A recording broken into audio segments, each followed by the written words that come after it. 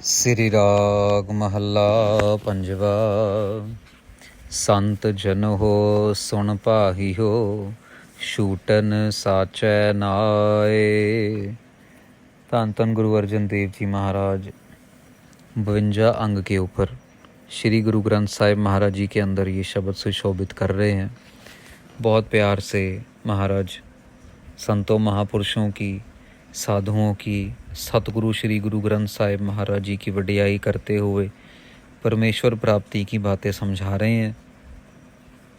आइए प्यार से श्रवण करते हैं, अपने मन में बसाने की कोशिश करते हैं। रोज़ाना गुरु महाराज बार बार हमें याद करवा रहे हैं कि दुनिया में आए हैं, एक ही काम करना है, नाम जपना है, अपनी मुक्ति करवानी है, 84 लाख जूनों से अपना छुटकारा करवाना है। किसी से झूठ नहीं बोलना, गलत काम नहीं करना, धोखा फरेब चतुराई चालाकी नहीं करनी। ये ना करने की हिम्मत मन में आए, शरीर में आए, तन में आए, इसके लिए बार बार नाम जपने की ताकीद करते हैं। संत जनो सुन पाई हो, छूटन साचै नाय। महाराज के पास कुछ फ़कीर लोग, साधु महात्मा आए हैं। उनको संबोधन करते हुए महाराज कह रहे हैं, मेरे संतों, मेरे भाइयों, छूटने का तो एक ही यत्न है। छूटने का मतलब 84 लाख जूनों से अपने आप को छुटकारा दिलवाना है, तो एक ही यत्न है, एक ही काम करना है। क्या? साचै नाय, सच्चा नाम ही छुटकारा दिलवा सकता है। गुर के चरण सरेवणे, तीरथ हर का नाओ। महाराज कहते हैं गुरु महाराज के चरणों के अंदर ही सारे तीर्थ मौजूद हैं। साध संगत जी, इस पंक्ति का एक जीता जागता सबूत है पटना साहिब में गुरुद्वारा गऊ घाट, जो गुरुद्वारा बना है भगत जयमल जी की याद में। थम साहब करके एक जगह है। जब कभी आपको पटना साहिब जाने का मौका मिले बिहार में, तो आप दर्शन करिएगा ज़रूर। इसका इतिहास बहुत ही निराला इतिहास है। भगत जयमल जी गुरु नानक देव जी के सिख हुए। गुरु नानक देव जी के समय में उनको मिले, उनकी गुरबाणी सुनी, और गुरबाणी सुनते सुनते उनके प्यार में आशिक बन गए, और अपना सब कुछ त्याग के बस भक्ति में लीन रहना, गुरु महाराज की बाणी का जाप करना, समझना, अपने आप को बदलना। तो गुरु महाराज को बोला भगत जी ने, महाराज मेरा कितना समय है? गुरु नानक देव जी को। गुरु नानक देव जी महाराज कहते, भगत जी आपका तो अभी बहुत समय है। भाई जयमल जी भी कह देते हैं इनको। महाराज कहते आपका बहुत समय है। हम 9वें जामे में, मतलब कि जब हम 9वें स्वरूप में होंगे, जब हम गुरु तेग बहादुर महाराज बनेंगे, तब हम आपके पास आएंगे, और तब तक आपने नाम जपना है, आपने दुनिया देखनी है। आप दुनिया देखो। महाराज इतना बुज़ुर्ग, इतना हो जाऊँ तो मैं स्नान पानी क्रिया कैसे संभालूँगा? तो महाराज उनको बोलते हैं कि भाई जयमल जी, जब तक आपका शरीर आपका साथ दे, आप स्नान पानी जाके कर लेना। ये गुरुद्वारा जो है साध संगत जी, आज भी गंगा के तट पे बना हुआ है। उस टाइम भी गंगा के तट पे ही ये भगत जयमल जी अपनी भक्ति करते थे।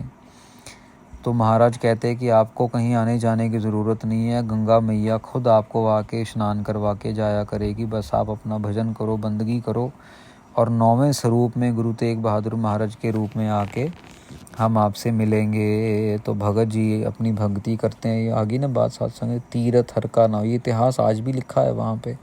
बहुत बड़ी कृपा है वहाँ पे पटना साहिब के अंदर। 9वें स्वरूप में जब गुरु तेग बहादुर महाराज आए, तो सारे दरवाजे बंद, एक छोटी सी खिड़की खुली थी। तो महाराज ने आवाज़ दी, गुरु तेग बहादुर महाराज ने, भगत जी जयमल जी आ गए हम। महाराज कहते अगर आप गुरु हो तो फिर आपको दरवाजे की ज़रूरत नहीं, आप खुद ब खुद आ सकते हो।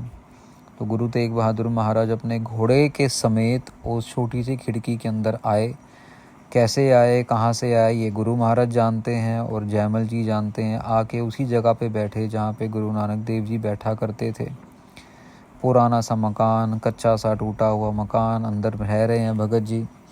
जब बैठे तो गुरु तेग बहादुर महाराज के अंदर से गुरु नानक देव जी के दर्शन हुए भगत जी को। कहते अब मुझे छुटकारा दो, मैंने बहुत नाम जप लिया, बहुत आपने मुझसे सेवा ली, आपने कहा था 9वें जामे में आओगे, तो गुरु तेग बहादुर महाराज ने फिर उनका उद्धार किया। साध संगत जी, उनको प्यार से अपने में लीन किया। उन्होंने आखिरी श्वास उस समय में लिए और फिर पीछे से गुरु तेग बहादुर महाराज ने इनके मकान को बनवाने के लिए तैयारी शुरू की। गुरु महाराज को हुक्म मिला कि यहाँ से जाना है, एक राजे को उनकी मदद की ज़रूरत थी। तो महाराज ने जाने का फ़ैसला लिया। पीछे से मज़दूर आ गए, कहते महाराज आपने जो लकड़ मंगवाई है थंब बनाने के लिए, पिलर बनाने के लिए, वो एक सार नहीं है, एक छोटी है एक बड़ी है। महाराज कहते कोई नहीं, कल सुबह आना। कल सुबह जब वो आए तो महाराज ने कहा कि काम शुरू करो, हमें तो जाना पड़ेगा। तो महाराज को कहते महाराज ये देखो, एक लक्कड़ बड़ी है, एक लक्कड़ छोटी है, आपको कल शाम को भी कहा था। महाराज कहते कोई नहीं, तुम लगाना शुरू करो। साध संगत जी जैसे जैसे वो लगाते चले गए, जो जो लक्कड़ बड़ी छोटी थी वो सब बराबर हो गई और सब बराबर से थंब बन गए। वो आज भी गुरुद्वारा वहाँ पे थंब साहिब है। ये मानना है कि वहाँ पे कोई भी श्रद्धा भावना से जाए तो अगर उसका कोई काम ऊंचा नीचा हो, बच्चा ना हो रहा हो, कोई बीमारी हो, तो वहाँ पे ऊंचे नीचे काम जो हैं सब ठीक हो जाते हैं। तो साध संगत जी की तीर्थ भी गुरु महाराज के चरणों में ही है।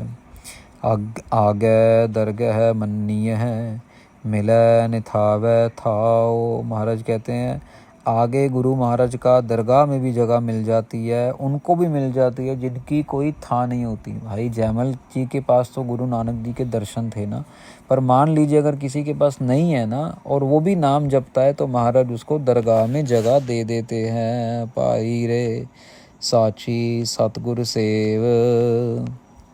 महाराज कहते हैं सच्चे सतगुरु की सेवा करो, झूठे मूठों के चक्करों में अपना जीवन ना खराब करो।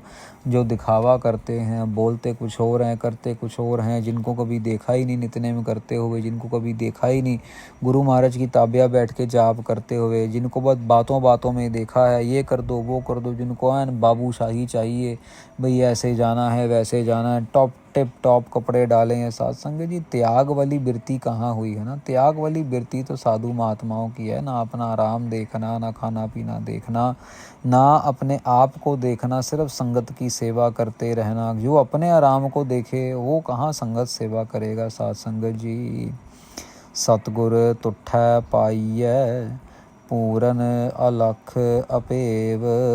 महाराज कहते हैं गुरु महाराज एक बार इतर उठ जाएं, कृपा कर दे, दया कर दे, तो फिर पूरन अलख अपेव मिल जाता है। जो पूरन अकाल पुरख वाहिगुरु है ना साध संगत जी, वो जो अलख है, जो बोला नहीं जा सकता, जो अपेव है, जो मतलब उसके बारे में कोई भेद नहीं जाना जा सकता, वो मिल जाता है। सतगुर विट्टहो वारिया, सतगुर विट्टहो वारिया, जिन दिता सच नाओ। महाराज कहते हैं सतगुरु विट्टहो वारिया, हम सतगुरु के ऊपर कुर्बान हैं जिन्होंने हमें सच्चा नाम दिया है।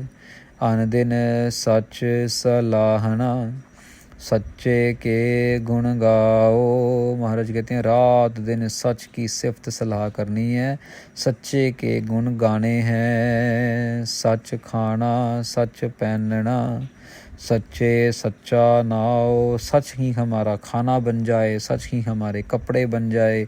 इसका साध संगत जी तात्पर्य ये है कि भी हमारा जो खाना है वो भी सच्चाई से आए, झूठ फरेब से ना आए, धोखा दे के ना आए। भले ही एक रोटी कम खा ले, भले ही घी से चोपड़ी हुई ना खाएं, सूखी खानी पड़ जाए, लंगर में खाना पड़ जाए, लेकिन झूठ बोल के नहीं खानी है। सच पहनना, हमारा जो कपड़ा लत्था है वो भी सच की कमाई से हो, नाम जपते जपते हो। जब बच्चे स्कूल से आए तो ये पटाख के स्कूल की ड्रेस फेंक के कहीं वहाँ रखी, कहीं यहाँ रखी, जूते कहीं रख दिए, नहीं, ऐसा नहीं। बच्चों को सिखाया जाए कि ये शुक्राना करना है।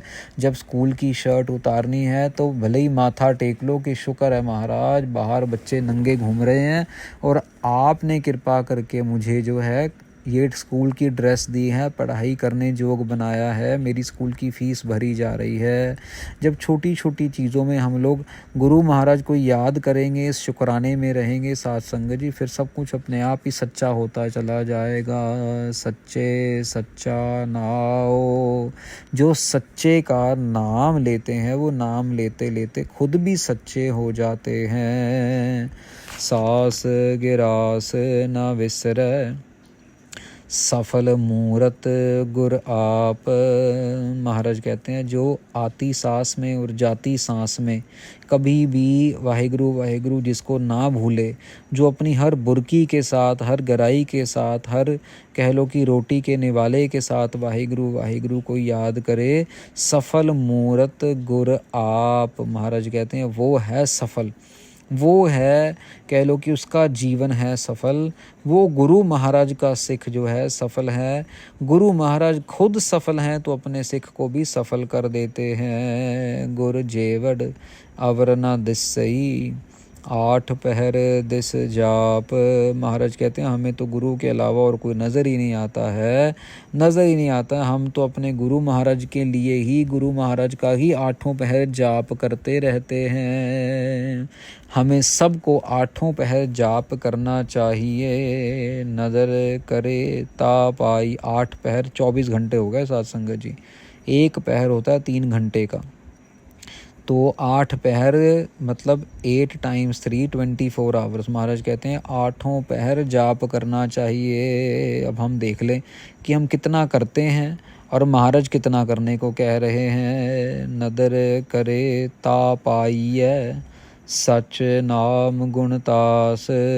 महाराज कहते हैं नदर होगी उसकी, तब जाके वो सच्चे गुणों का खजाना नाम हमें मिलेगा।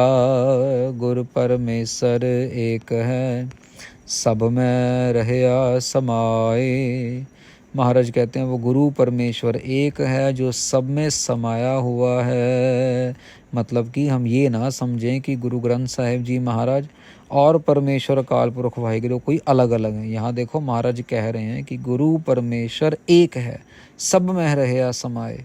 गुरु ग्रंथ साहिब जी महाराज, गुरु नानक देव जी महाराज, गुरबाणी और परमेश्वर एक ही स्वरूप है। इसीलिए हमें गुरबाणी को अकाल पुरख वाहिगुरु जी का स्वरूप ही समझना है। जिनको पूरब लिखया सेई नाम त्याय। जिनके पूरबले कर्मों में लिखा है ना साध संगत जी, नाम तो वही जप सकते हैं। अब पूरबले कर्म हम अगर इस जन्म में अच्छे बनाएंगे तो अगले जन्म में नाम महाराज लिख देंगे।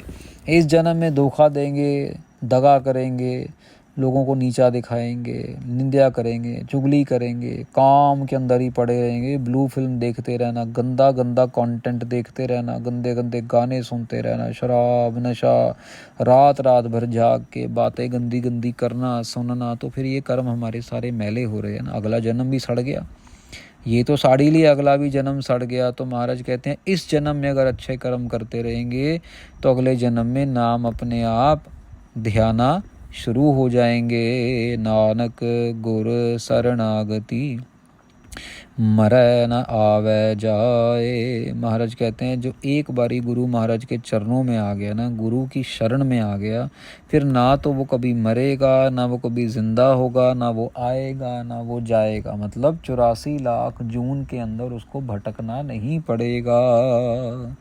तो साध संगत जी बड़े प्यार से महाराज अपने भक्तों की बात, गुरु महाराज अपनी वडियाई, गुरु ग्रंथ साहिब महाराज की वडियाई, गुरु की वडियाई बता रहे हैं बड़ी प्यार से इस शब्द में। इस शब्द के साथ 52 अंग का साध संगत जी जो शब्द है वो समाप्त होता है। अब 53 अंग जो 53 अंग है वहाँ से महाराज की जो है वाणी आगे और शुरू होगी।